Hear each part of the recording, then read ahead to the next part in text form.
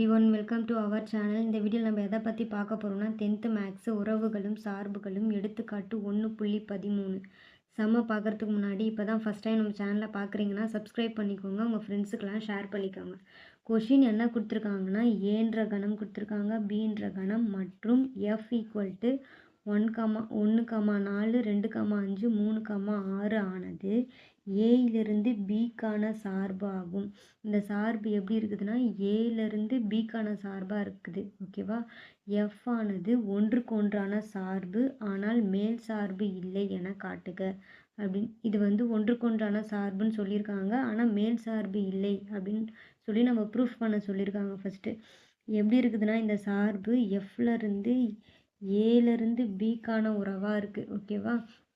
First கொஷினில் என்ன கொடுத்துருக்காங்கன்னா, ஏன்ற கணம் கொடுத்துருக்காங்க, பீன்ற கணம் கொடுத்துருக்காங்க, எஃப்ன்ற ஒரு சார்பு கொடுத்துருக்காங்க. ஓகேவா? இதில் ஏன்ற கணத்தை எழுதியிருக்கோம், பீன்ற கணம், எஃப்ன்ற சார்பு. ஓகேவா? இது ஏலேருந்து பிக்கான உறவாக இருக்கிறதுனால இங்கே என்ன கொடுத்துருக்காங்க, 1 4 கூட தொடர்பு படுத்தப்பட்டிருக்கு.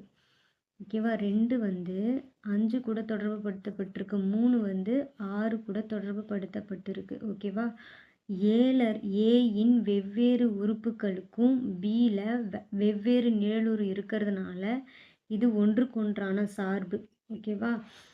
அடுத்து பியில் 7 இந்த 7 இருக்குல்ல, இந்த 7ன்ற உறுப்புக்கு ஏல முன்னூறு இல்லாததுனால இது மேல் சார்பு இல்லை. ஓகேவா? இப்போ எப்படி சொல்கிறதுனா, ஒன்றுக்கு ஒன்றான சார்புனா என்னது, ஏல இருக்கிற வெவ்வேறு உறுப்புக்கும் பியில் வேறு வேறு நிழலுறு இருக்கிறதுனால இது ஒன்றுக்கு ஒன்றான சார்புன்னு சொல்கிறாங்க.